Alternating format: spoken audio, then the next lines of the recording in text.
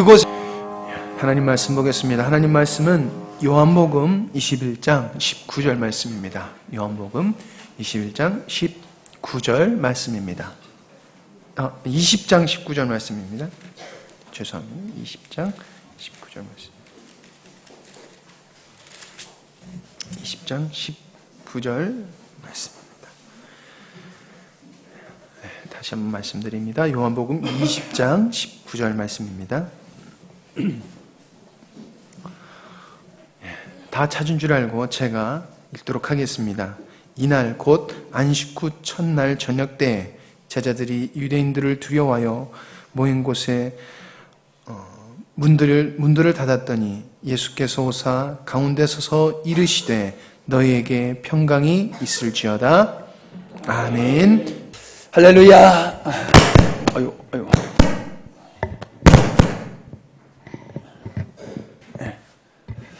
우리 옆에 분하고 한번 인사하시죠. 오늘 잘 나오셨습니다.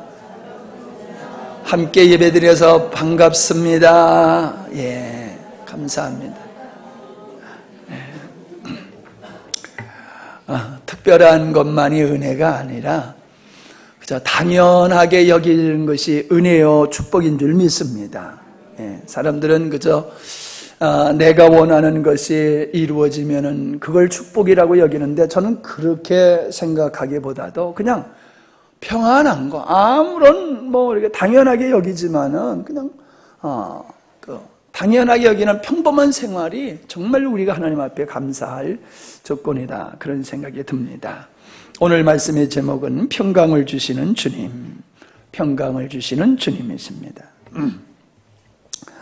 인류의 역사는 불행히도 살인으로 시작되었음을 우리는 잘 알고 있습니다. 그 이후로 인류 역사에는 분쟁이 끊이지 아니하고 전쟁이 멈추지 않았던 것을 우리는 압니다. 세계 1차, 2차 대전을 통해서 인간들은 인간의 이성이 합리적이고 인간의 이성에 의해서 이 땅은 정말로 천국이 이루어질 거다, 그러한 믿음을 가지고 살았었는데 그 끔찍한 2차 대전을 통해서 인간의 이성이라고 하는 것이 얼마나 어리석은가 하는 것을 깨닫게 되었지요. 어떻게 하면 이 땅에 분쟁과 전쟁을 종식시킬 수 있을까 해서 국제기구 유엔을 만들었지 않습니까? 그 유엔의 기능을 통해서 이 땅에 평화를 가져오게 해보려고 하지만은 실질적으로 그게 잘 안 이루어지고 있지 않습니까? 국가적으로도 보면 파렴치한 범죄를 없애기 위해서 법을 만들고 그 형벌을 강화시켜서 사람들로 하여금 범죄치를 않게 하려고 해보지만은 가면 갈수록 끔찍한 범죄들은 더욱더욱 발생하고 있음을 우리가 볼 수가 있습니다. 왜 이런 일이 벌어지겠느냐 하는 겁니다. 우리 한반도는 북한의 그 적과 통일의 야욕 때문에 늘 긴장된 상태에 있고, 더욱이 이제는 핵을 만들고 소형화를 시켜서 대륙간 탄도로 세계 어떠한 곳이라도 공격할 수 있는 그러한 힘을 북한이 자꾸 가지게 됨으로 말미암아 세계가 고민하고 북한이 만든 핵이 테러 집단에 들어가 가지고 엄청난 재앙이 일어날까 봐 전전긍긍하고 있는 것이 오늘입니다. 어찌 보면 평안한 것 같지만은 지뢰밭을 걸어가고 있는 것과 같은 삶을 오늘 현대인들은 사랑하고 있다라고 하는 것입니다. 어떻게 하면 이 땅에 평화가 올 수 있을까요? 어떻게 하면은 진정 모든 사람들의 마음속에 근심과 걱정과 두려움이 사라지고 그 평안함으로 살아갈 수 있을까요? 사람들은 그걸 소망하지만은 제가 생각하기에는 그거는 안 온다. 그런 날은 안 온다. 저는 그렇게 생각을 합니다. 왜 그렇게 비관적으로 목사님이 생각하느냐 하면은 이 땅의 모든 분쟁과 살인의 원인은, 이 땅에서 일어나는 모든 그 불행한 사건의 원인은 인간의 탐욕으로 말미암아 생긴 것이기 때문이다라고 하는 겁니다. 인간의 탐욕은 개인적인 탐욕이 나타나기도 하지만 집단적으로, 국가적으로 그 사람들의 그 탐욕이 드러나는 것을 우리는 볼 수가 있습니다. 여러분, 인간의 탐욕이라고 하는 것은 하나님을 부정하고 하나님을 떠나서 인간 스스로 자기 영광을 살기 시작할 때부터 있었던 것이라고 하는 것을 우리는 잘 압니다. 인간의 모든 악행과 불행은 자기를 목적으로 삼고 사랑하는 인간의 탐욕에 의해서 비롯된다는 것이에요. 사람들은 탐욕을 비전이다라고 말합니다. 혹은 꿈이다라고 말합니다. 그럴싸하게 포장해서 그거를 미화시키고 그것을 이루기 위해서 사람들은 동분서주하고 얼마나 애를 쓰고 있는지 모릅니다. 도리어 인간의 야망이 이루어진 것을 갖다가 사람들은 그것을 성공했다, 출세했다, 그렇게들 이야기를 합니다. 그러나 제가 봤을 때는 그것은 출세도 아니고 성공도 아니고 더욱 자기 야망에 빠져서 인간들이 불행하게 되어지는 길을 걷고 있다. 저는 그렇게 보고 있습니다. 역사에 전쟁은 어떤 개인이나 단체나 자신의 이익을 추구하거나 다른 집단을 지배하려고 하는 그 야망으로부터 시작되었다는 것입니다. 개인과 단체의 야망이 국가의 정책이나 지도자의 야망으로 표출되고 실행되어지는 것을 우리는 보아왔습니다. 최고가 되려는 야망으로 비롯된 싸움은 끊이지 않고 있다라고 하는 겁니다. 세계에서 지금 가장 불안전한 곳이 바로 이 동북아시아다라고 하는 겁니다. 물론 테러로 말미암아 이 중동에서 테러의 역사가 많이 일어나고 있습니다만은 그러나 거기보다도 이 동북아의 긴장 상태는 더욱 심각하다라고 하는 것을 우리는 알게 되지요. 이 중국의 패권주의 또 일본의 군국주의가 부활하고 있는 이 현 상황 속에서 우리들은 불안을 감추지 못하고 있습니다. 앞으로 우리 민족이 어떻게 될까 심각하게 우리는 걱정하지 아니하면 안 되는 그런 상황에 있습니다. 그런데요, 그들만 못된 생각과 정신을 가지고 있는 게 아니라는 거예요. 가만히 보면 우리가 힘이 없어서 그렇지요. 우리 고구려가 저 넓은 만주 땅까지 다 우리 영토로 가지고 있었다라는 이야기를 들으면요, 괜히 기분이 좋아져요. 으쓱해지고요. 뭐 그 땅을 우리가 다 내 땅으로 가지고 있는 기분이 들면서 좋아지고요. 그때가 좋았어 하는 생각을 갖지 않습니까? 우리도 힘이 없어서 지금 가만히 있는 거지요. 힘 있으면요, 저 대마도도 우리 땅이라고 또 그렇게 우리 사람도 나올 것 같아요. 그냥 편히 들으시기 바랍니다. 뭘 말씀드리려고 하냐 하면은 어떤 나라, 어떤 민족 누구든지 그 마음속에는 그 탐욕, 야망이 있는데 그것이 분쟁을 일으킨다는 겁니다. 그건 국가 간의 문제만이 아닙니다. 개인과 개인, 형제지간에도 이러한 탐욕으로 말미암아 분쟁이 일어나고 평안이 상실되어지는 것을 우리는 보고 있지 않습니까? 이 땅에 참된 평화가 정착되려면 좋은 제도가 필요한 것이 아닙니다. 인간의 야망이 없어져야 된다는 것입니다. 여러분, 방송을 통해서 밀림지대에 살고 있는 저 태평양 그 섬에서 살고 있는 사람들을 보면요, 얼마나 그들의 모습 속에서 평강해 보이는지 몰라요. 평안해요. 왜 그렇습니까? 그들에게는 우리와 같은 야망이 별로 없어요. 우리는요, 고기를 잡아다가 못 먹어 썩어서 버리는 한이 있어도요, 있는 대로 다 잡아봐야지 되는 게 우리의 직성이거든요. 예. 냉장고에다 꽉꽉 쌓아놓고 있어야지 이 마음이 편한 게 우리란 말이에요. 근데 그 사람들은 안 그래요. 먹을 만큼만 잡아오고 더 이상은 잡지를 안 해요. 자연과 더불어서 다투지 아니하고 살아가는 그들의 모습 속에서는 경쟁이 없어요. 다툼이 없어요. 그들의 마음속에 인간의 야망이 우리보다는 훨씬 적다. 저는 그런 생각을 해봅니다. 사랑하는 성도 여러분, 인간의 행복은 어디에 있느냐? 마음에 평안이 있을 때 진정한 행복을 누리게 되는 줄로 믿습니다. 마음에 평안이 없으면요, 우리가 아무리 좋은 환경에 있다 할지라도요, 그걸 행복이다라고 말할 수가 없다는 것입니다. 아무리 환경이 열악한 환경 속에 있다 할지라도, 힘들고 어려운 상황에 처해 있다 할지라도 우리 마음속에 평안이 있다라고 하면은 그 사람은 정말 행복한 사람이고 제대로 믿음의 생활을 하는 사람이다. 저는 그렇게 봅니다. 하나님의 사람을 만드셨을 때는 하나님과 화목했고 사람과 화목했고 자연과도 화목을 했는데 인간의 마음속에 야망이 들어오고 그 탐욕으로 말미암아 죄의 종이 되어졌을 때는 하나님과의 관계도 깨져버리고 사람과의 관계도 깨져버리고 자연과의 관계도 깨져버리면서 평강을 상실해버리고 말았다라고 하는 것을 우리는 잘 알고 있습니다.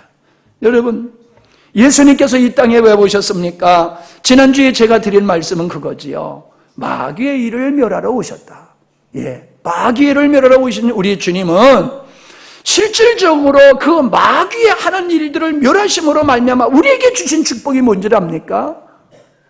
따라하십시다. 평강이다. 평강이다. 우리 부활하신 주님께서 제자들에게 나타나셔서 평강이 있을지어다 라고 말씀하셨고요. 제자들을 내보내시면서 어느 집에 들어가든지 그 가정에 평안을 빌어줘라 라고 말씀하고 있습니다.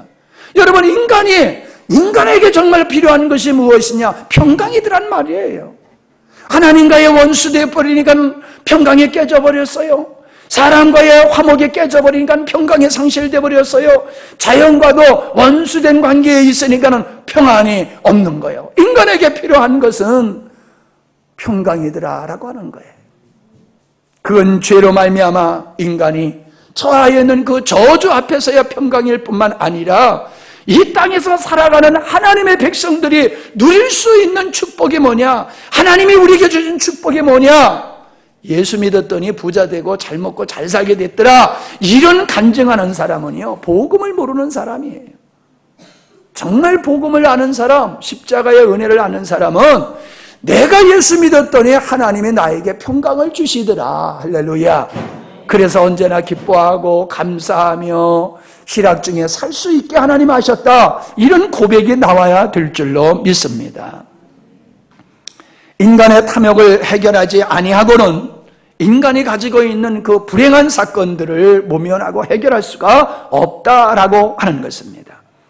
화목이 깨진 상태에서 평강을 우리는 누릴 수가 없다라고 하는 거예요.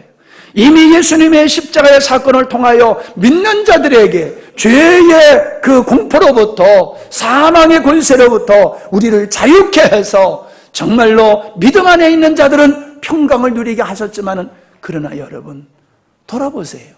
정말로 예수님을 믿으면서 평강 중에 사는 사람이 있습니까? 몇 프로나 된다고 생각하십니까? 여러분이 평강을 누리는 것이 세상적이고 환경적인 것 때문에 평강을 누리십니까? 아니면은 예수 그리스도로 말미암아 주님이 주신 평강으로 여러분이 평강을 누리시는가 한번 돌아보시기를 바랍니다. 하나님이 우리에게 주시는 평강은 우리가 원하는 조건과 환경을 통하여 주시는 것이 아니라 생명이신 주님을 만남으로 말미암아 얻게 되어지는 평강을 말씀하고 있는 것입니다. 우리는 하나님이 주시는 평강을 누리려고 하면은 하나님과 화목해야 됩니다. 첫째 드리고 싶은 말씀이 그거예요.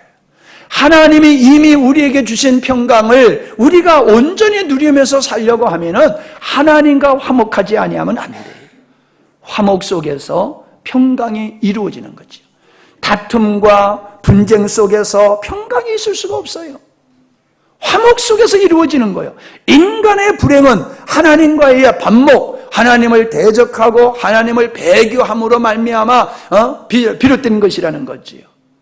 인간의 불행이. 그렇기 때문에 예수님의 십자가의 사건을 통하여 그 하나님과 원수된 것을 해결해 주심으로 말미암아 인간이 그 공포로부터, 두려움으로부터, 불안함으로부터 자유케 하셨는데, 그것을 온전히 깨닫지 못할 뿐만 아니라 그걸 누리며 사는 그리스도인들도 많지를 않더라는 거예요. 왜요? 환경을 통해서 자꾸 평강을 누리려고 들어요. 환경을 통해서. 아닙니다. 여러분, 먼저 우리는 하나님께서 우리에게 주신 평강이 얼마나 귀하냐라고 하는 것을 알아야 될 줄 믿습니다. 우리가 받아야 할 저주를 예수님께서 십자가에서 받으셨어요. 우리 주님께서 십자가에서 우리가 받을 저주를 받으심으로 말미암아 더 이상 하나님이 우리를 향한 진노하실 일이 없어진 것이지요. 골로새서 1장 20절에 그의 십자가의 피로 화평을 이루사라고 말씀하고 있습니다. 화평을 이루사. 만물 곧 땅에 있는 것들이나 하늘에 있는 것들을 그로 말미암아 자기와 화목되기를 기뻐하셨도다. 하나님께서는 우리의 죄의 문제를 해결하심으로 말미암아 하나님과 우리가 화목되는 걸 기뻐하셨다는 거예요. 골로새서 1장 22절에 이렇게 말씀하고 계십니다. 이제는 그의 육체의 죽음으로 말미암아 화목하게 하사 너희를 거룩하고 흠없고 책망할 것이 없는 자로 그 앞에 세우고자 하셨으니, 우리 주님이 십자가를 지신 이유는 하나님과 우리를 화목하게 하기 위함이었다라고 말씀하고 있어요. 로마서 3장 25절에도 이 예수를 하나님의 그 피로 인하여 믿음으로 말미암아 화목제물로 삼으셨으니 라고 말씀하고 있고요. 5장 10절에도 보니까 우리가 원수 되었을 때에 그의 아들의 죽으심으로 말미암아 하나님으로 더불어 화목되게 하셨다, 그렇게 말씀을 하고 있습니다. 요한일서 4장 10절에도 보니까 사랑은 여기 있으니 우리가 하나님을 사랑한 것이 아니요 오직 하나님이 우리를 사랑하사 우리 죄를 위하여 화목제물로 그 아들을 보내셨습니다. 하나님이 우리를 향한 시도가 뭡니까? 당신과 화목하기를 원하시는 거예요. 하나님과 화목할 때 인간은 비로소 평강 중에 살 수 있다라고 하는 사실입니다. 주님의 저주받으심으로 하나님과의 화목하게 하신 이 은혜를 우리는 지켜나가야 될 줄로 믿습니다. 그래서 고린도 후서 5장 20절에 보니까요, 너희는 하나님과 화목하라. 누구와 화목하라? 하나님과 화목하라. 사람들은 사람과 이해관계가 있는 사람과의 관계를 좋게 만들려고 애를 씁니다. 왜? 이해관계가 있는 사람과 화목이 하지 못하면 원치 않는 힘들고 어려운 일들이 일어나잖아요. 그래서 사람과의 관계는 매우 애를 써요. 그 관계를 지키고 관계를 발전시키기 위해서. 그런데 내가 하는 일이 하나님과 화목을 깨는 일인가 라고 고민하면서 하나님과 원수되고 하나님과 화목된 일을 거절하고 그러면서 주님과 화목되기를 힘쓰는 그리스도인들이 얼마나 됐냐는 거예요. 우리는 하나님과 화목하는 길을 가는 것이 아니라 하나님을 통하여 뭘 얻고자 하는 모습으로만 하나님과의 관계를 가지고 있는 것이 현실이다라고 하는 겁니다. 오늘 말씀에 보면은 제자들이 불안에 떨고 있는 모습을 보게 됩니다. 안식 후 첫날 저녁 때에 제자들이 유대인들을 두려워하여 왜 두려워했습니까? 예수님을 죽였단 말이에요. 예수님까지 죽인 그들이 예수님의 제자인 자기들을 해코지 않는다는 보장이 어디 있습니까? 예수님을 쫓았다고 하는 그 이유 때문에, 예수님의 제자라고 하는 이유 때문에, 예수님을 믿는 믿음 때문에 그들에게도 예수님이 받으셨던 고난이 올 수 있거든요. 그러니까 그들이 두려워 떨고 있었던 모습을 볼 수가 있습니다. 그때 우리 주님이 오셔서 평안할지어다 라고 말씀을 하시는 겁니다. 염려하지 말라, 걱정하지 말라 말씀하고 계세요.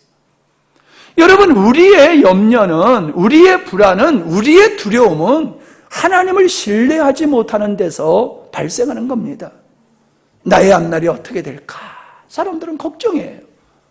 그게 뭐예요? 나의 목자 되시고 나의 주인 되시는 주님에 대한 신뢰, 주님에 대한 믿음이 없기 때문에 우리 미래에 대해서 사람들이 불안에 떨고 있는 거예요.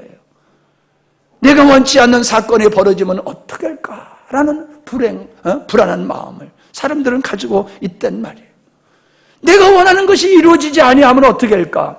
이런 곳에 속에서 사람들은 평안을 누리지 못하고 불안해하는 모습을 보게 되어집니다. 저는 여러분도 알다시피 힘들고 어려운 환경을 지나가지만은 제 마음속에 평강이 갈수록 더 생깁니다. 갈수록 제 마음속에 평강이 생겨요. 이번에 이 전도사가 3번째 뇌종양 수술을 했어요. 3개 떼내고 두 번째도 3개 떼내고 엊그저께 2개 떼내는 그런 수술을 했습니다. 하나만 떼내도 엄청난데 8개를 떼냈어요. 8개. 그러면 머리가 만신창이가 됐을 것 같잖아요. 그런데요, 전혀 그렇지 않아요. 전혀 어떤 장애도 없고 그냥 편안해요. 그냥 빛을 보는 것만, 이렇게 빛을 보면 눈이 시려하는 그런 현상만 있고 그냥 기력이 없을 뿐이지 어떤 장애의 현상들이 하나도 나타나질 않아요. 그런 고비고비 절제의 수술과 3번의 이러한 큰 수술을 이렇게 걸어오지만은 내 마음속에는 불안이 더 커지는 것이 아니라 믿음이 더 커져요. 더 평안이 커져요. 왜 그렇습니까? 고난 속에서 제가 발견하는 것이 뭐냐면 하나님을 더 알아가는 거예요. 이야, 하나님은 이렇게 신실하신 분이로구나. 그 하나님에 대한 믿음이 점점 더 내 마음속에 증가가 되니까는 고난의 연속이지만은 제 마음속에는 평강이 있다는 거예요. 할렐루야. 여러분, 우리가 불안해하는 것은 하나님을 알지 못하고 내 인생을 내가 주권을 가지고 살아가기 때문에 내 마음대로 어찌할 수 없으니까 사람들은 불안해하는 것이더라 라고 하는 것을 저는 보게 됩니다. 예수님께 내 인생의 주권을 내어드리게 되어지면은 우리 마음속에 평강이 찾아오게 되어지는 겁니다. 우리가 주님께 이 주권을 드릴 때에 하나님과 진정한 화목이 이루어지는 거예요. 우리가 못된 짓을 해서 하나님과 다투는 게 아닙니다. 하나님께 온전한 주권을 올려드리고 정말로 바울이 고백했던 것과 같이 살든지 죽든지라고 하는 하나님을 절대로 신뢰하는 믿음을 가지고 나갈 때에 우리는 하나님이 주시는 평강을 누리게 될 줄 믿습니다. 이것이 구원받은 자의 모습이기도 합니다. 평강. 사실 그것은 정상적인 상태, 정상적인 관계에 나타나는 것이다 라고 하는 것입니다. 죄를 지은 사람은 평강할 수가 없습니다. 평안을 누릴 수가 없습니다. 또 우리가 소화가 안 돼 보십시오. 소화가 안 되면 그 좋은 걸 먹고도 얼마나 고통스럽습니까? 그래서 정상적인 상태와 정상적인 관계, 인격과의 정상적인 관계, 또 물질 속에서의 정상적인 상태가 평강을 주더라라고 하는 것입니다. 평강은 생명이신 주님과의 정상적인 관계의 산물이라는 것입니다. 평강은 인간이 노력해서 만들어낼 수 있는 것이 아니고 열심을 통해서 자기가 얻을 수 있는 것이 아니다라고 하는 것입니다. 인간이 누릴 수 있는 평강은 하나님과 화목한 상태에서 얻을 수 있는 것임을 믿으시기를 바랍니다. 평안을 너에게 주노니 내가 주는 평안은 세상에 주는 평안과 다르다 그러지 않았습니까? 여러분, 그 평안을 누리셔야 됩니다. 그 평안을 누리셔야 돼요. 세상에 주는 것도 우리에게 많은 위안을 주는 것 사실입니다. 내 돈이 아니고 남의 돈이라도요, 주머니에 두둑히 가지고 있으면요, 괜히 어깨에 힘이 쑥 들어가지 않아요? 예. 은행에서 돈 얻어올 때 그거 갚아야 될 거잖아요. 그죠? 내 돈 아니란 말이에요. 갚아야 될 거예요. 그런데도 그냥 한 뭉치 들고 오면 괜히 뭐가 된 것 같이 든든하잖아요. 남의 돈이라도 가지고 있으면 든든해드리니까요. 여러분, 세상에서 우리에게 위로를 주고 안위를 주는 거 많습니다. 자녀가 우리에게 안위를 주기도 하고, 직장에 우리에게 안위를 주기도 하고, 나의 실력이, 나의 재능이 나에게 안위를 주기도 하고, 우리 친구들이, 힘 있는 친구들이 나에게 위안이 되어지고 힘이 되기도 해요. 그러나 여러분, 그것이 우리가 영원히 의지할 수 있는 것입니까? 아니잖아요.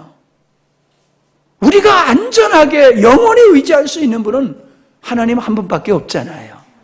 그 하나님으로부터 얻는 평안이 진정한 평안임을 믿으시기를 바랍니다. 그래서 이사야서 65장 25절에 보면은 하나님과의 아름다운 관계, 그 화목한 관계를 어떻게 표현하느냐 하면은 이리와 어린 양이 함께 먹을 것이며 사자가 소처럼 짚을 먹을 것이며 뱀은 흙으로 식물을 삼을 것이니 라고 말씀하고 있어요. 나의 성산에서는 해함도 없고 상함도 없으리라. 여호와의 말이니라. 나의 성산에서는 주님과의 아름다운 관계에서 있는 사람들의 삶의 모습을 이렇게 보여주고 있는 것이에요. 여러분, 우리가 정말로 저녁에 잠들 때에 평안히 잠들 수 있는 그 평안, 사도 바울이 옥에 갇혀가지고 언제 죽을지를 모르는데도 베드로도 깊이 잠들고 바울도 찬양을 할 수 있었던 그 평안, 그건 세상에서 주는 것이 아니에요. 사람의 눈으로 어려웠던 것들이 아니에요. 하나님과의 관계 속에서 얻는 것임을 믿으시기를 바랍니다. 여러분, 예수 믿는 사람이 죄를 지면 천국 갑니까? 지옥 갑니까? 지옥 안 가요. 예수 믿는 사람이 죄를 져도요, 천국 갑니다. 우리는 죄를 안 져서 죄가 없어서 천국 간다. 이렇게 이제 우리가 이야기를 합니다. 맞습니다. 예수님께서 십자가에서 우리를 대속하시고 죽으신 그 보혈의 능력은 과거, 현재, 미래에 지은 모든 죄까지 다 사해졌기 때문에 우리 죄가 없어졌어요. 우리 죄가 없어져서 우리가 천국 가는 겁니다. 그런데요, 여러분, 예수를 믿으면서 내가 지금 죄를 지면 어떤 생각을 하냐면은 이게 구원이 취소가 되는 거로 생각해요. 옷을 싹 세탁해서 입었는데 옆에서 그냥 물이 튀어가지고 옷이 더럽혀지는 것 같이 우리가 예수 믿고 죄를 지면은 천국 갈 수 없는 더러워지는 상태로 되는 거로 생각해요. 아니에요. 앞으로 지을 죄까지 우리 주님이 다 용서하셨어요. 지난번에 얘기했잖아요. 우리가 태어나기 전에, 우리가 죄를 짓기 전에 이미 우리가 지을 모든 죄를 다 짊어지시고 예수님이 십자가에 못 박혀 죽으신 것이에요. 지금 예수 믿기 전까지 죄가 아니라 내가 지을 죄까지 다 포함해서 내가 태어나기도 전에, 죄를 짓기도 전에 내가 태어나서 지을 죄를 다 짊어지시고 예수님이 십자가에서 해결하신 거예요. 할렐루야. 그래서 우리는 죄를 져도 천국 가요. 그러니까 잘 됐다. 천국 가도 죄를 져도 천국 간다니까 이제 마음껏 편히 살자. 그렇게 생각하는 사람은 죄 사함이라는 은혜가 무엇인지를 몰라요.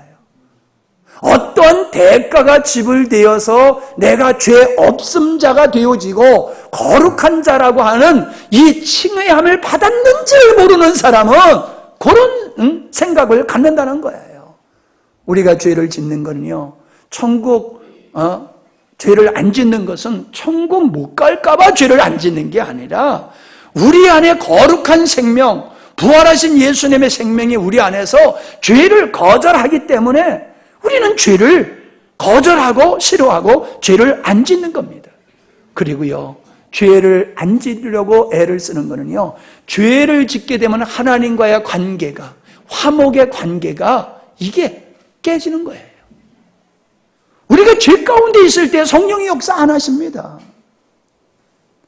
여러분, 정말 그냥 화가 나가지고 막 그냥 화를 분출하고 있을 때에 여러분의 마음속에서 주님이 역사하십니까? 없어요. 그때는 깜깜해요. 나밖에 없어요. 우리가 죄 가운데 있으면요, 주님께서는 너 내 새끼 아니야 이러지 않아요. 그러나 주님은 그런 죄 가운데 있는 자에게 충만하심으로 일하시고 역사하실 수가 없어요. 그래서 내가 죄 가운데 있으면 하나님으로부터 내가 멀어지는 거예요. 관계가 나빠지는 거예요. 관계가. 그것은 달리 얘기하면은 나쁜 씨앗을 심게 되어지면 그곳에서 나쁜 싹들이 나지 않습니까? 우리가 그 참 풀 지겹게 뽑아내도 또 나오잖아요. 왜 그런지 압니까? 벌써 오래전에 거기에 뿌려진 씨앗들이 있는 거예요. 씨앗은요, 오래 뿌려지면 그게 없어지는 게 아니에요. 땅에 떨어진 씨앗은요, 이게 100년을 간대, 100년. 그러니까요, 역사적으로 지금까지 그 땅에 뿌려진 씨앗이 얼마나 많습니까? 예? 얼마나 많아요? 죽어도 또 나와요. 왜? 씨앗이 땅 속에 있으니까 그런 거예요. 못된 씨앗이 떨어졌기 때문에 해마다 못된 것들이 엉겅퀴가 나오는 거예요. 똑같습니다. 우리가 죄악된 삶을 살면요, 우리가 죄악의 씨를 뿌리는 것과 같아요. 그래서 나쁜 것들이 나오게 되어지고 그 나쁜 것들을 거두는 고통을 우리는 겪게 되어 있어요. 그것 죄 때문에 지옥 가는 건 아니지만은 그것 때문에 우리는 이 땅에서 고통을 받게 되어 있는 겁니다. 그러니 하나님을 근심되게 하고 나를 찌르는 가시 엉겅퀴가 나오는 그런 죄된 삶을 우리는 살 수가 없다라고 하는 것이지요. 그래서 우리는 죄를 멀리하고 하나님과 화목하는, 하나님께 온전히 순종하는 삶을 살아갈 때에 우리에게 평강이 있음을 믿으시기를 바랍니다. 어떻습니까, 여러분? 많은 경험을 하시잖아요. 주님이 우리에게 감동 주셨을 때 순종하면은 우리 마음이 얼마나 기쁩니까? 참 기쁘잖아요, 순종했을 때에. 근데 거절했을 때는 어때요? 하나님의 말씀에 거절했을 때는 우리 마음이 참 별로 안 좋아요. 어둡고 무겁고 찜찜하고 기쁨이 없고 희락이 없어져 버려요. 그래서 우리는 하나님이 주신 평강을 누리기 위해서는 하나님과 화목해야 될 줄 믿습니다. 하나님과 화목하는 길은 하나님을 사랑하고 하나님께 순종하는 길이에요. 두 번째로 사람과의 화목을 해야 될 줄 믿습니다. 하나님과 화목한 사람만이 사람과 화목할 수가 있습니다. 인간이 살아가면서 많은 불편을 느끼게 되는데 그 불편 중에 한 가지가 뭡니까? 사람과의 관계 속에서 갈등이에요. 갈등. 밤에 사람을 만나면 얼마나 든든하고 좋습니까? 그지요? 혼자 가지 아니하고 같이 가게 되니까 얼마나 좋아요. 근데 요즘은 안 그렇잖아요. 밤길을 가다가 사람을 만나면 깜짝 놀라잖아요. 아이고, 이것도 원수 만난 거 아닌가 하고요. 왜 우리는 그렇게 사랑해야 할 대상들이 사랑해야 할 대상이 아니라 두려움의 대상으로 바뀌어졌느냐라고 한다라고 하면은 인간은 현대인의 의식 속에서는 우리의 이웃들을 삶의 공동체의 일원으로 보는 것이 아니라 자기 목적을 이루는 수단으로 여기고 있기 때문이다라고 하는 것입니다. 적으로 여기고 수단으로 이용하기 때문에 심지어는 가족까지라도 사랑의 대상이 아닌 수단으로 여기기 때문에 필요에 따라서 선택하기도 하고 필요에 따라서 가족을 버리기도 하고 심지어 토막을 내서 죽이기도 하지 않습니까? 토막을 내서 죽이는 게 아니라 죽여서 토막을 내잖아요. 어떻게 그런 일을 할 수가 있습니까? 자기를 사랑하고 자기를 목적으로 삼고 주변의 모든 사람을 다 수단으로 여기면은 그렇게 될 수밖에 없는 거예요. 근데 성경은 우리에게 뭘 말씀하고 있냐면 하나님의 사람, 하나님의 백성의 특징이 뭐냐? 그게 사람과 화평하는 자다. 그걸 말씀하고 있어요. 보실래요? 마태복음 5장 9절에 화평케 하는 자는 복이 있나니 저희가 하나님의 아들이라 일컬음을 받을 것이다. 무슨 얘기예요? 하나님의 아들은 사람들과의 관계 속에서 화평을 누리며 사는 사람이래요. 할렐루야. 여러분, 주변의 분들하고 화평하십니까? 친구들하고 화평하세요? 우리 학생들? 여러분, 마을에서 이웃들과 화평하세요? 직장에서 동료들과 상관들과 관계 속에서 화평하세요? 하나님의 백성은 모든 사람과 화평하는 거래요. 갈라디아서 5장 22절에 보니까는 성령의 열매는 사랑과 희락과 화평이다 라고 말씀하고 있어요. 하나님의 성도의 삶은 사람과 다투지 아니한다는 거예요. 분쟁하지 않는다는 거예요. 싸우지 않는다는 거예요. 차라리 죽어질지언정, 손해볼지언정 다투고 싸우지를 않는다는 거예요. 야고보서 3장 17절에도 보니까는 위로부터 난 지혜는 첫째 성결하고 다음에는 화평하고 이렇게 말씀하고 있어요. 위로부터 오는 지혜, 하나님으로부터 난 사람의 성품에는 화평케 하는 것이 있다는 겁니다. 그래서 잠언서 12장 20절에 보니까는 이런 말씀이 있어요. 악을 꾀하는 자의 마음에는 괴울이 있고 화평을 논하는 자에게는 희락이 있느니라. 누구에게 희락이 있다고요? 화평케 하는 자에게 희락이 있다 이 말이에요. 그냥 주어지는 게 아니라는 거예요. 잠언서 14장 30절에 보니까 마음의 화평은 육신의 생명이다. 화평을 누리게 되어지면 생명이라는 거예요. 생명. 그러니 여러분, 화평이 없는 사람은 지옥 생활을 하게 되는 거지요. 아담이 아내를 향해서 내 뼈 중에 뼈요 살 중에 살이다 이렇게 말했잖아요. 그게 뭡니까? 너는 나다 이렇게 고백을 했어요. 근데 그와의 화평의 관계가 깨어졌을 때는 원망의 대상자가 되어버리고 말지 않았습니까? 사랑하는 성도 여러분, 우리는 우리 주변의 모든 사람이 내게 필요한 사람이에요. 네가 없으면 내가 살 수 없는 그런 사람이에요. 나와 전혀 상관없는 사람 같지만은 안 그래요. 이 땅에 나와 상관없는 사람은 한 사람도 없어요. 다 소중한 사람입니다. 내가 사랑하고 섬겨야 할 사람임을 믿으시기를 바랍니다. 사람과의 관계를 화목하게 하는 길을, 그건 하나님과의 화목하는 것과 동일한 거예요. 따라합시다. 사랑하는 길이다. 사랑하는 길이에요. 사랑하면은 평강을 누리게 되어 있습니다. 시편 37편 11절에 오직 온유한 자는 땅을 차지할 것이며 풍부한 화평으로 즐기리로다. 37절에 보니까 온전한 사람을 살피고 정직한 자를 볼지어다 화평한 자의 결국은 평안이니라. 아멘.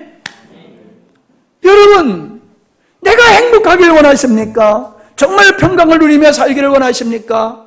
그러면요, 주변의 사람과 화평하세요. 주변의 사람과 화목하세요. 아멘들을 안 하시는 거 봐. 나는 도저히 그 인간을 용서할 수 없어. 지금 그러고 있는 거잖아요, 속에서. 그러니까 아멘 안 해주시는 거잖아요. 마음대로 하세요. 뭐 내가 어찌 강제하실 수 있겠습니까? 그러나 분명해요. 여러분이 모든 사람과 화목하면요, 여러분에겐 평강이 임합니다. 그러나 어떤 이유를 대서라도 여러분의 누구를 용서치 못하면 여러분 스스로에게 불행이 여러분을 다스리고 지배하게 되어지는 거예요. 제가 그런 얘기 많이 했잖아요. 원수가 없을 땐 원수를 사랑할 것 같은데 아버지 도장 훔쳐다가 빚보증 서줬더니 홀딱 망하게 하고 하는 얘기가 이게 하나님의 뜻이요. 망하는 게 하나님의 뜻이요. 그러는데 사람 미치고 환장하겠더란 말이에요. 때려 죽이고 싶더라고. 때려 죽이고 싶. 사람 살인 순간이더라고요. 순간. 확 열받으면요. 꼭지가 날아가 버리면 터져버리는 거예요. 뭐 순간에 살인할 수가 있더라고. 예. 여러분, 그래서 요한일서 2장 2절에 보니까 너희끼리 화목하라. 너희끼리 화목하라. 사람들은 자기 몫을 늘 챙겨요. 손해보려고 들지를 않아요. 그러니까 화목이 깨지는 거예요. 여러분, 어떤 것도 하나가 돼야지, 모래알도 하나가 돼야지 이게 강한 시멘트가 되잖아요. 하나가 안 돼 뿌리면은 자기 것만 채우고 자기 것만 주장하고 그러면은 하나가 될 수 없고 화목이 이루어질 수가 없어요. 우리 그리스도인들은 자기 몫을 챙기기보다는 너의 몫을 챙기는 삶을 살아야 될 줄 믿습니다. 히브리서 10장 24절에 서로 돌아보아. 서로 돌아보아. 그게 뭡니까? 화목하는 자세예요. 서로 돌아보아. 다른 사람이 나를 돌보아주면 참 좋겠지요. 예.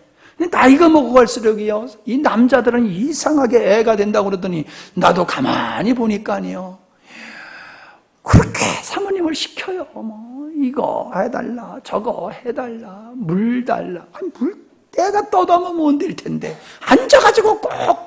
그러면 내가 일어나기 싫으면 아내도 일어나기가 싫을 거 아니에요. 내가 일어나는 수고가 있으면 아내도 일어나는 수고를 해야 될 거 아니에요. 근데요, 당연히 뭐 갖다 달라, 뭐 갖다 달라. 신분 갖다 달라. 아유, 안경이 없네. 안경 갖다 달라.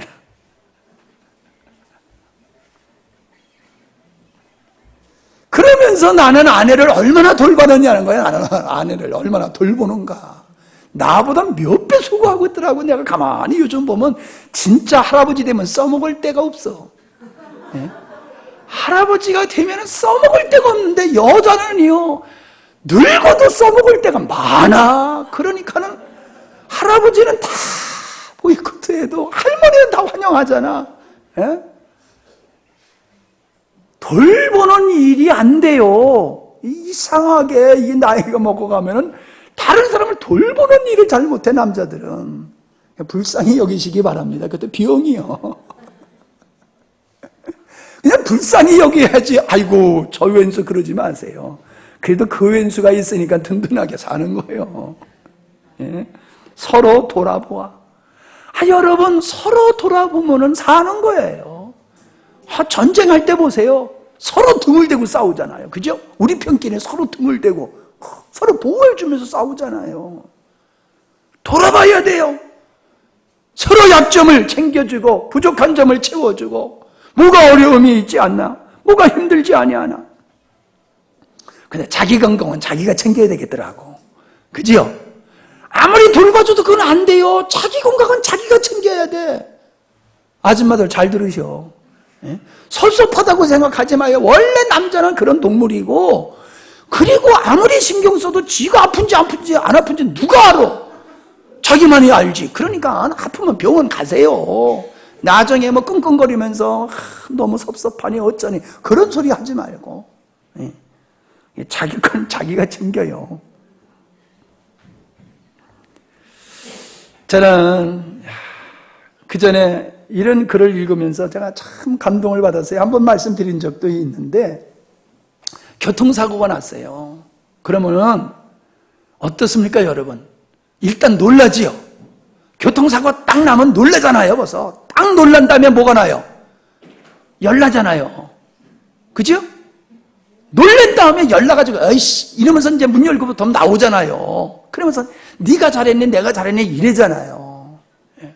아우, 지난번에도 그냥 완전히 그냥 부딪힐 뻔했어요. 이 삼거리인데 이혜진 사모가 그 학원에던 바로 그 사거리에서 모퉁이에 차를 세워놔가지고 전혀 저쪽에서 오는 게 건물이 가리고 차가 가려가지고 그냥 이렇게 오는데 그냥 옆에서 그냥 차가 끽 하고 와서 쓰는데 나도 놀래가지고 같이 서버렸어, 그냥. 근데 여자더라고, 여자. 근데 내 마음속에 무언 여자가 이런 게 아니라, 야, 여자가 순발력 있네. 야, 어떻게, 이 순간에 저렇게 브레이크를 밟고 안 받았냐? 그러면서 놀래가지고 쳐다보고 안 받아준 게 고마워서 이러고 내가 그냥 갔어요. 그런데요, 만약에 꽝 하고 받았다라고 하면 어떻겠어요? 놀란 건 어차피 놀란 거고, 그 다음에, 아이씨, 이 여자를 만나서 재수 없어가지고, 뭐 이런 식으로 이제 막 갈 거예요, 보편적으로. 근데 제가 어디서 들은 얘기는요, 이분이 참 믿음이 좋으신 분이에요. 이분의 교통사고가 경미하게 일어났는데 피해자예요. 아이씨 하고 나오는 게 아니라 문 열고 나와가지고 받은 사람한테 가가지고 어디 다친 데 없냐고, 괜찮으냐고, 그리고 그 받은 사람을 염려해 주더라는 거예요. 나 다친 데 없으니까 걱정하지 말라고. 그러면서 또 보험까지 보험사에 연락까지 자기가 다 해가지고 처리를 해주더래. 그러니까 꽝 받아놓은 사람이 어떨까요? 황광무지로소이다. 얼마나 미안하고 고맙고 감사하겠어요. 예? 난 그 얘기를 듣고요, 야, 이게 진짜 영적인 수준이 있는 사람이다. 교통사고 나봐야 알겠다. 그런 생각이 들더라고요. 교통사고를 그렇게 당하고도 그렇게 할 수 있으면 이거 진짜 예수쟁이겠다. 이런 생각이 들더라고요. 나도 그게 안 될 것 같아. 눈 좀 똑바로 봐도 이 방어운전하지. 뭐야, 이러고 나가지. 아유, 다치신 데 없으세요? 나도 못할 것 같더라고. 나는 안 돼도 여러분이 되셨으면 좋겠어. 예. 배려예요, 배려. 어차피 사건은 벌어진 거고, 그거 가지고 싸워서 뭐 할 거냐 말이에요. 근데 사랑하는 마음이 있으면은, 배려하는 마음, 돌보는 마음이 있으면 그게 가능한 거예요. 여러분, 제가 얼마 전에 뭐 구체적으로 얘기할 거는 할 수는 없지만은요, 마음속에서 불만스러운 게 있었어요. 근데 주님께서 나에게 뭐라고 말씀을 주시냐면, 야, 그 옳고 그름으로 보지 말고 사랑하는 마음으로 바라봐라. 그런 마음을 주시더라고요. 사랑하는 마음으로 그 사건을 다시 보니까요, 좋은 아이디어가 떠오르고요, 좋은 말이 떠오르고 그러더라고요. 열받고 미워하고 그냥 이런 마음에서는요, 그냥 직설적으로 상처가 되는 말이 나가는데, 그걸 사랑하는 마음, 배려하는 마음을 가지니까요, 그 사람을 위로하고 그 사람을 상처를 안 주면서 그 사람을 세워가는 그런 지혜의 말씀을 하나님이 주시더라고요. 야, 제가 그래서 자다가 얼마나 은혜를 받았는지 몰라요. 그래, 맞아. 그리스도의 마음을 가지고 살아야 돼.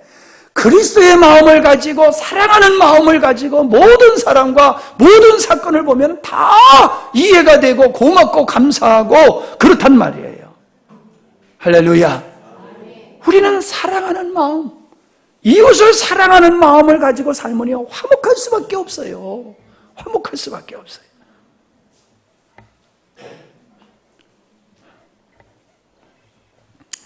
우리 집사님 한 분이 자기에게 돌아오는 어떤 이익을 남에게 줬더니 더 좋은 일이 발생한다, 그런 말씀을 하신 게 생각이 나요. 여러분, 우리가 손해보고 다른 사람을 섬겼을 때에 화목이 이루어지고 그 사람과 좋은 관계가 이루어지는 게 되어지는 것이지요. 여러분, 예수님께서 마태복음 25장에 보면은요, 예물을 하나님께 드리려고 하다가 형제와 다툼의 생각이 나거든 그 예물을 제단에 두고 먼저 가서 형제와 화목하고 와서 예물을 드려라, 그런 말씀이 있어요. 그 예배를 드리려고 왔다가 형제와 서로 좋지 못한 관계가 있으면 먼저 가서 화목하고 그리고 와서 예배 드리라, 그 뜻이거든요. 그러니까 뭐예요? 예배를 형제와 화목하지 못하고 다투고 미워하고 그렇게 싸우고 와서 하나님 앞에 예배만 드린다고 하나님이 기뻐하는 것이 아니라는 거예요. 예? 여러분, 우리가 하나님 앞에 나아갈 때 하나님이 기뻐하는 자는 누구냐? 화목한 자라는 거예요. 화목한 자. 누구하고도 여러분이 화목할 수 있기를 바랍니다. 누구하고도. 그러면 못된 사람이 하자는 대로 해서 화목하라, 그건 아니에요. 그를 정죄하지 말라는 거예요. 그를 비난하지 말라는 거예요. 그를 불쌍히 여기고 궁히 여기라는 거예요. 제가요, 인생을 살면서 하나님이 주신 은혜 중에 하나가 그거예요. 내가 옳고 그름으로 사람을 대하다가 사랑하는 마음으로 대하니까요, 나하고 관계가 안 좋았던 사람이요, 나하고 관계가 다 좋은 사람으로 바뀌어졌어요. 내가 사랑하니까는요, 화목하게 되더라고요. 우리 친구들 학교에서 마음에 안 드는 사람이 있어? 그러면 떡볶이 사줘. 마음에 안 드는 친구 있으면 떡볶이 사주라고. 여러분, 직장에서 마음에 안 드는 사람이 있으면요, 저녁 같이 잡수세요. 섬기세요. 그리고 성탄절 되면 선물도 좀 보내시고, 그 집에 애들 만나면 용돈 좀 주시고, 그리고 사랑하고 섬겨보세요. 얼마나 좋은 관계로 될 텐데. 나쁜 사람과 뜻을 같이 해서 좋은 관계를 가지려는 게 아니라, 어떤 나쁜 사람이라도, 예수님이 죄인들의 친구라고 그랬잖아요. 아무리 약한 사람이라도 사랑으로 대하는 거예요. 가늠한 여인을 보고 예수님이 뭐랬어요? 돌 없는 자로, 죄 없는 자가 돌로 치라고 그랬잖아요. 그게 뭐예요? 그 죄인을 이해하고 배려하고 사랑하는 마음이잖아요. 그러니까 그런 아이디어가 나온다고 나는 생각을 해요. 여러분, 우리가 아무리 나한테 못되게 하는 사람이라 할지라도 내가 그를 사랑하면요, 내가 그를 잘 화목하게 섬길 수 있는 기회가 생길 줄로 믿습니다. 예. 남편이 마음에 안 들면요, 더 저녁을 맛있게 차려놔야 돼요. 라면 끓여 먹으라고 그러지 말고 더 맛있게 정성을 차려가지고 지극정성하게 저녁을 대접하시기 바랍니다. 아, 크게 아멘 하세요. 예? 마음에 안 들수록 더 잘하세요. 마음에 안 들수록. 마음에 안 드는데도 마음에 안 드는데 잘못해 보세요. 원수 되는 거예요, 그러면. 저는 미국의 영적 각성 운동에 크게 이바지하신 제임스 브라운 목사님에 대한 이야기를 읽었어요. 이분은 목사님이 되시기 전에요, 아주 지독한 알코올 중독자였대요. 그래서 거리에서 사는 노숙자 생활을 했답니다. 그러니까 여러분 보세요. 노숙자니까는 씻지 못하지요. 옷이 더럽지요. 계속 술을 먹으니까 그 알코올 냄새, 제대로 씻지 못하니까 그 냄새가 얼마나 지독합니까? 이번에 폐인이 되어져 가지고요, 죽으려고 그랬대요. 에휴, 이제 내 인생 사는 것보다는 죽는 게 훨씬 낫다. 이래서 죽으려고 해도 사람 보는 데서 못 죽잖아요. 그죠? 사람 많은 데서 어떻게 죽습니까? 그러니까 이제 그냥 좀 조용한 한적한 곳에 어디 가서 이제 죽으려고 그런 거를 물색을 하는데, 예배당에서 예배드리는 찬송 소리가 나니까 이분이 죽기 전에 예배당에는 한번 들어가 보자. 그리고 이제 들어가서 저 뒤에 앉았었대요. 저 뒤에. 그런데 냄새가 그렇게 진동을 하는데 누가 옆에 와서 앉더래요. 그더니 예배 내 그 사람의 손을 꼭 붙들고 예배를 다 드리더래요. 그리고는 위에서 기도해 주는데 자기를 그렇게 끌어안고 그렇게 기도를 해주고, 예배 마친 후에 목사님이 내려와서 그분을, 그렇게 냄새나는 더러운 그분을 끌어안고 기도를 해주는데, 이분이 거기서 감동을 받은 거예요. 거기서 변화가 된 거예요. 그래가지고 그 알코올 중독자, 거리에서 살던 그 노숙자가 훌륭한 영적 지도자로 바뀌어졌다는 거예요. 여러분, 술 먹으면 안 돼! 그러면 안 돼! 그거 하지 마! 그거 하지 마! 이래가지고 변화됐겠어요? 그래가지고는 안 되는 거예요. 뭘로 됐어요? 사랑으로 팍 품어보니까 된 거예요. 그러니까 남편이 마음 안 들면 오늘 저녁을 더 맛있게 차려서 대접하라니까요. 그냥 교회 가자 그러면 안 돼. 그냥 진수성찬으로 대접을 딱 해놓고 입을 꽉 막아놓고 감동을 준 다음에 교회 갑시다. 그러면은 한두 번 아니라고 그러지. 어떻게 양심 있지 그렇게 얻어먹고 안 따라 나옵니까? 지난번에 따라 나왔잖아요. 예? 저는요, 정말로 이렇게 말씀을 이렇게 묵상하면 할수록 결론은 그거예요. 믿음의 최고봉은 사랑이다. 사랑이다. 전도, 여러분, 전도를 위해서 전도를 하니까 전도가 안 되는 거더라고요. 여러분이 전도를 위한 전도가 아니라 진짜 그 영혼을 사랑하는 마음이 있으면요, 그 사람을 내가 얻게 되어 있고 그 얻은 사람은 나를 따라서 주님 앞에 나오게 되어 있습니다. 근데 우리는 진정 그 영혼을 사랑 못하고 있는 거예요. 육신은 사랑할지 모르지만 그 영혼을 진짜 사랑을 못하는 거예요. 그러니까 우리 전도하다 열받으면 그만둬라. 지옥 네가 가지 내가 가냐. 이러고 그만두잖아요. 그죠? 그게 뭐예요? 그게 사랑이 부족하기 때문에 그런 거예요. 우리가 자식 포기합니까? 죽어도 우리 자식 포기 못하잖아요. 끝까지 물고 늘어지고 끌고 가지요. 우리가 영혼을 사랑하면요, 그렇게 포기할 수가 없다는 거예요. 사랑하지 않기 때문에 전도하지 아니하고, 사랑하지 않기 때문에 돌보지 아니하고, 사랑하지 아니하니까는 감동이 그에게 안 가는 거예요. 이번 주에 사모님이 서울 가서 수요일 날 그 교회를 혜진 사모하고 같이 갔는데, 어떤 전도사님이 와가지고 사모님을 끌어안고 그렇게 반가이 맞이하면서 어디서 오셨느냐고, 어떻게 오셨냐고, 야, 한 영혼 이제 건져야 되겠구나, 잡아야 되겠구나 하면서 어찌나 끌어안는지 거절을 해도 막 끌어안고 난리법석을 치더래요. 그래서 내가 주의 할머니라고 그러니까 못 알아듣더래요. 그래서 내가 최주의 할머니라고 그러니까요, 그냥 끌어안았던 걸 탁 놓고 그냥 가버리더래요.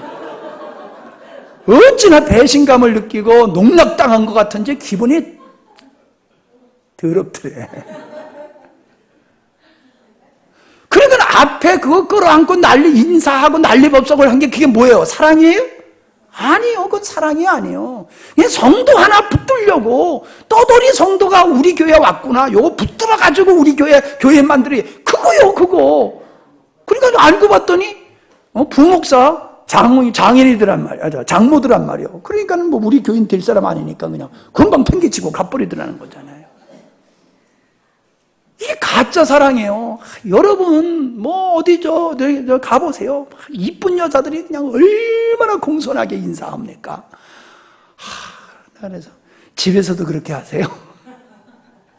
내가 가끔 그래, 놀리느라고. 예? 요즘은 그냥 하이패스로 휙휙 지나다니지만 옛날에 꼭 돈 주고 받을 때 얼마나 반가워요. 마셔오십시오. 집에서도 그러세요? 그러면 말도 못하고 웃어요. 왜 그렇게 친절합니까? 나를 사랑해서 이뻐서 그러는 거예요? 돈 벌려고 그러는 거예요. 그건 사랑이 아니에요. 진정한 배려가 아니에요. 정말로 우리는 사람 속에서 배려가 일어나면요, 화목하게 되고 사람을 얻어요. 여러분, 이제 삶을 바꿔보세요. 제가 어저께도요, 어떤 분이 오셔서 늦게까지 상담을 했어요. 제가 그분에게 그랬어요. 직장에서 열심히 섬겨라. 열심히 섬겨라. 알아주든지 알아주지 않든지 열심히 섬겨라. 하여튼 그런 내용으로 우리 그리스도인의 삶의 원리는 주님이 살아가신 그 삶이 우리 삶의 원리다. 그렇게 살아봐라. 그렇게 살면은 하나님의 영광을 보리라. 그러면서 말씀을 나눴어요. 굉장히 그분도 은혜를 받고 그렇게 하겠노라고 그리고 가셨거든요. 여러분, 사랑하면은요, 사랑과 화목하고, 사랑하면요, 거기서 역사가 일어납니다. 아멘. 여러분이 사랑하길 거절하는 자체가 여러분이 악한 거예요. 내가 저 사람을 왜 사랑해? 내가 왜 저 사람을 돌봐야 돼? 내가 왜 저 사람을 섬겨야 돼? 이게 악함이에요. 사랑을 안 해도 되는 게 아니에요. 여러분이 사랑을 하지 아니하고 다른 사람을 섬기지 않는다고 하면 여러분이 지금 악한 자예요. 왜? 자기를 사랑하기 때문에 남을 못 사랑하는 거예요. 나를 사랑하지 아니하고 나를 부인할 때에 당신을 사랑할 수 있는 거예요. 믿음은 그런 사랑을 통해서 나타나는 거예요. 그런 섬김을 통해서 나타나는 거예요. 누구와도 화목한 관계 속에서 우리의 참다운 믿음이 나타나는 것임을 믿으시기를 바랍니다. 상처를 왜 받아요? 불효자는요, 때리면은 이거 우리 엄마가 아닌가 보다. 어찌 이렇게 나를 낳은 엄마라고 그러면 나를 이렇게 때릴 수 있어. 요렇게 생각하면서 얻어 터지지만, 효자는요, 내가 잘못해서 우리 어머니가 나를 때리는데 나를 때리시는 우리 마음, 우리 어머니의 마음은 얼마나 아프실까? 나를 때리시면서 우리 어머니가 얼마나 아프실까? 그런다니까요. 왜 상처를 받아요? 왜 상처를 받아? 지가 못됐으니까 상처를 받고, 자기 사랑에 빠져 있으니까 상처를 받고 그러는 거예요.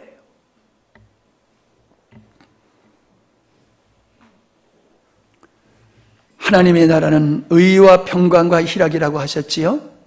성도가 이 땅에서 하나님이 주시는 은혜와 축복은 다른 게 아닙니다. 평강입니다.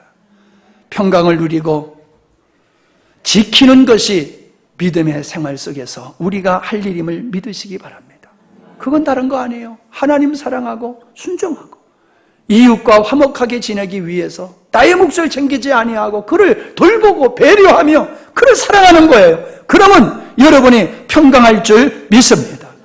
하지 말라라고 하는 것을 하는 것만이 불순종이 아니라 하라고 하는 것을 하지 않는 것도 불순종이에요. 평강의 은혜, 오직 사랑으로 주님께 순종하는 자가 계속 누릴 수 있는 것임을 믿으시고 하나님과 이웃을 온전히 사랑하는 여러분이 되시기를 바랍니다. 아멘. 한번 이 시간에 여러분 마음속에 사랑하지 못하는 사람이 있는가 돌아보시기 바랍니다. 마음속에 용납이 안 되는 사람이 있습니까? 가족이든지 친구든지 동료든지 누구든지 이유를 말하지 마세요. 그건 핑계입니다.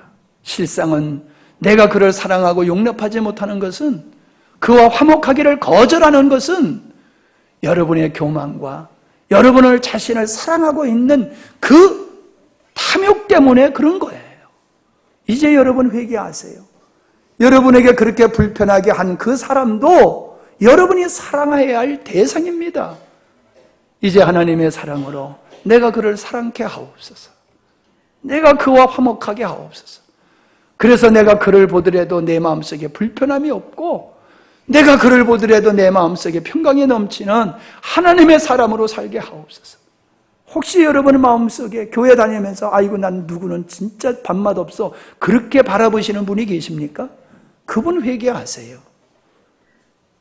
같이 교회 안에서 형제요 자매요 하면서 천국까지 같이 가서 살 사람인데 내 마음에 안 든다고 누구를 멀리하고 누구를 가까이 하기를 거절하면 그건 믿음의 모습이 아니에요. 화목하라 하셨어요. 서로 너희끼리 화목하라. 하나님께는 화목하기를 원하면서 형제끼리는 화목하기를 거절하는 것은 믿음이 아니에요. 누구든지 우리는 사랑해야 될 대상이에요. 이제 그래서 여러분의 마음과 가정과 교회에 하나님의 평강이 있기를 바랍니다. 돌아보시기를 바랍니다. 존귀하신 아버지 하나님, 감사합니다. 우리에게 평강을 주신 주님, 그 평강을 누림으로 하나님의 나라를 이루며 하나님 앞에서 복된 삶을 살게 하신 주님을 찬양합니다. 하나님과 화목하고 이웃과 화목하라 하신 말씀 순종하기를 원합니다. 그것은 내가 탐욕에서 벗어나고 나 중심, 내 목적, 나를 사랑하면서 벗어나야지만이 가능한 줄로 믿습니다.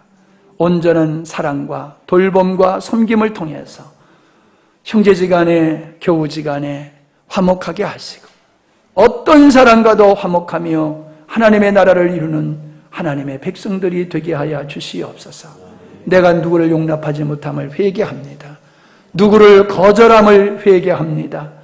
그 사람이 가족이 될 수도 있고 교우가 될 수도 있고 주님, 동료 중에 친구 중에 있음을 고백합니다. 주님, 이제까지는 그들에게 모든 책임을 전가하고 그를 거절했지만은 이제 그리스도의 사랑으로 사랑하며 품기를 원합니다. 주님의 은혜로 부어주시어서 사랑케 해 주시옵소서. 화목하게 하여 주시옵소서.